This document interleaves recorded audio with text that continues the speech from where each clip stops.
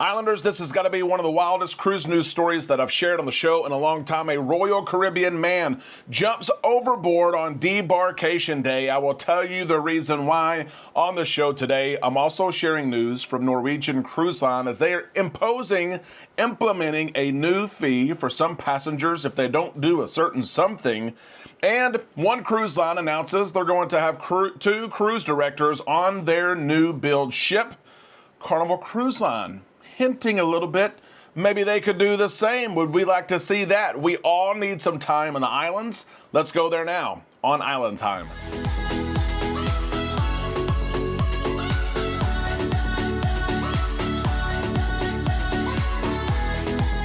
Happy Wednesday, September 10th, Islanders. Thank you for stopping by the show today. We're on Island Time. I am Derek. Let's drop our anchors and take some time to relax in the islands together today, catching up on everything in the cruise news world. We are on the way to 40,000 subscribers, and I know that many of you tune in every day, every week, once a month. Be sure you're subscribed to the channel to keep up with cruise news and a great community. We are happy that you are part of it. This first cruise news story is absolutely bonkers. I saw it on social media. I read it late in the evening, and I thought there's no way this is even true, but it is. Report after report has been confirmed and confirmed, and so we are sharing this story on the show today. A man was cruising on board a Royal Caribbean ship. This was a cruise that ended in San Juan, Puerto Rico. Hopefully he had a great cruise. I have no clue. It was on the Rhapsody of the Seas. Debarkation day. The ship comes in to San Juan. The cruise is over. You know the feeling that takes place on debarkation day. The travel that you have home. The tiredness that you feel because you had a fun-filled vacation, but it's over. You're starting to have the cruise blues. They are a real thing, are they not? Well, this man, I guess he had fun in the casino. Allegedly, he was a big gambler. He played on board the cruise line. A lot of us play on board. We do so responsibly. This man racked up, allegedly, $16,710.24. $16,000 plus dollars in debt by gambling in the casino. Yes, they will let you play that much. Yes, you'll be committed that much. The ship was back in Puerto Rico. It's debarkation day, and this man had one more gamble. One more play that he wanted to make. He thought that he could get out of this debt and not owe this money to Royal Caribbean if he jumped overboard. Literally. I'm not going through the main entrance. I'm not going back through the gangway. I'm going to jump off the ship and escape my $16,000 plus dollars in debt. Do you think it worked? Do you think it worked? No. Relatively quickly, there were passengers on a jet ski that was able to rescue the man. He was carrying things with him as well, and he was eventually arrested. He was picked up by someone on a jet ski, and very quickly U.S. Customs and Border Protection were contacted. He was arrested right away. Listen to this. On his person, he had $14,600 in cash. He could have almost squared away what he played, what he owed with the cash that he had on hand. He had a handbag, he had 2 cell phones, and 5 different identities. I guess he could have split up the debt with those 5 different identities, and maybe the final outcome would have been so much. What's interesting, he also got on board the ship, not using his own identity, but using his brother's identity. What kind of brother would do that? What kind of brother would steal identity and then get on a cruise ship and rack up $16,000 in debt? His plan, his gamble, I guess like it did all cruise, it didn't work on the cruise ship. His gamble to jump off the ship to avoid paying the debt, that did not work either. He was arrested.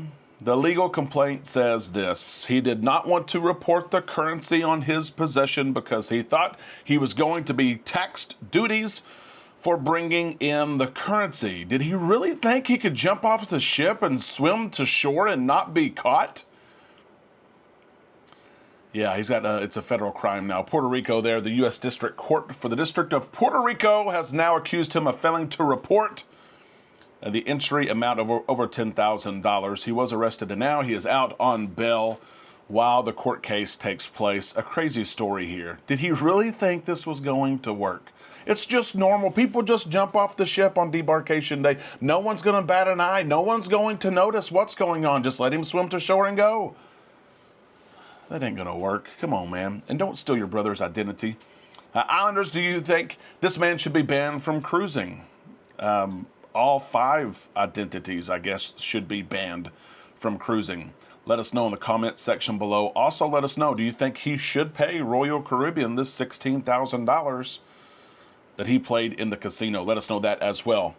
Wanted to share news from Norwegian Cruise Line as well. A new fee that they are implementing across their cruise line. I'm usually opposed to fees. I don't like fees. I don't like being nickeled and dimed, but I am in favor of this fee. Norwegian Cruise Line is sharing, as all cruise lines are, that their specialty dining experiences are more popular than ever. I think a lot of us know that. We log on before we cruise and we start to look at specialty dining experiences and we start to notice that those popular days and the popular times, they sell out, and sometimes complete nights and evenings sell out before you even get on a cruise, especially with Norwegian, because they have their More at Sea package where just about everyone has one free specialty dining. Some people have 2 or 3 or even more. Norwegian Cruise Line knows this. Other cruise lines know this. They are putting more specialty dining restaurants on board all the time. Norwegian Cruise Line, though, is saying, book all the specialty dining experiences that you want, but be sure that you show up. If you don't show up, we're going to charge you a fee because we expected you to be here. We saved your table. And because we did that, someone else who probably wanted to eat at that restaurant at that time, they can't eat here. If you don't show up, the table sits empty. There's a new policy. Here's what it says. In order to allow more guests the opportunity to dine in specialty restaurants, a $10 per person fee will be charged if a scheduled reservation is not canceled or updated at least 2 hours prior to the scheduled time. You have 2 hours to contact the restaurant, to contact guest services. Maybe you had a long day out in the sun. Maybe you had a long day at a port of call, at an excursion. You're wore out. You don't want to dress up and go to specialty dining.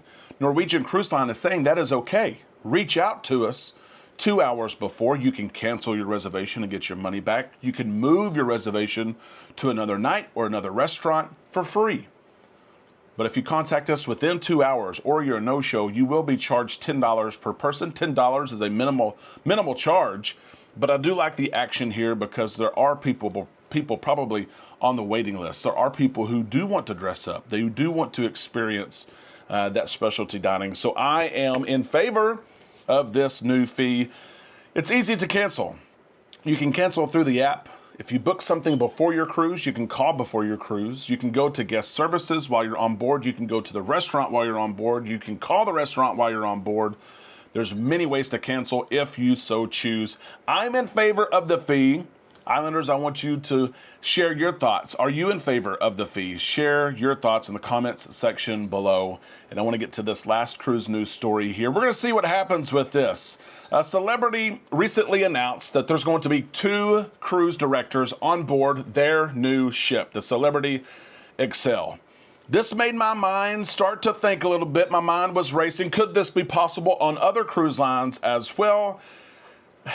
My first initial thought was, no, it's probably not going to be because it's not the norm. It hasn't happened before. But Celebrity was excited about this. They shared that Shauna and Luigi, both who have a decade plus working for Celebrity, they're both very popular with the celebrity crowd. They shared on social media. Big news. Shauna and Luigi are making history as Celebrity Excel's first ever dual cruise directors. And I thought, okay, this would be cool. This would be positive. There's so much to do here. But my mind also went to someone else, especially someone that I know well, Kendall Fire and Joey Bulls, who are getting married in just a few days, 11 days, I think. I saw both of them on John Hild's Facebook page yesterday. John interviewed them. They got to share some thoughts.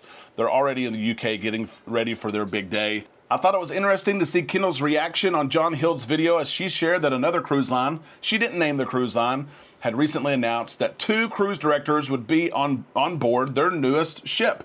It was neat to see Joey's reaction as well. And John Hild kind of said, well, You never know. Maybe this could happen. Would you guys like it to happen? Stay tuned, maybe. Again, nothing has been announced. And I'm not saying that anything will be announced, but my mind starts to think, what would that look like? And how cool it would be to have 2 cruise directors on board a ship. Of course, Carnival has huge ships. The XL class ship could use 2 cruise directors, but there's a class of ship coming, the Ace class, that will be even larger than the XL class, and maybe it's a possibility that 2 cruise directors could be on board. They could play off each other. Of course, they would share some of the responsibilities and the activities. I think it would be really neat to see. I understand too, from a cruise line perspective, you're paying 2 people to do the job that one person has traditionally done. There may be some natural competition there. I like this cruise director over that cruise director, but cruise directors are different. Personalities are different. Skill sets are different. With Kendall and Joey, with others as well, and I think it could be something that could work out. I really do. I would love to see this. It would actually give me a reason to book the cruise. If Kendall and Joey were to be on the cruise together as co-cruise directors, I would be more likely to book that cruise, that ship. And I want to reach out to you Islanders and see if that's the same for you. Do you care about cruise directors? Would you be more likely to book a cruise if there were 2 cruise directors? It doesn't have to be Kendall and Joey. It could be 2 of your favorites on board the same ship, or do you not care about cruise directors at all? Let us know in the comments section below. Islanders, that is the cruise news for today. We hope you enjoyed the show and the news. We hope that you take time to leave your comments and questions as well in the comment section. Of course, we'll see you down there. We'll see you on our Facebook page and tomorrow right here on Island Time.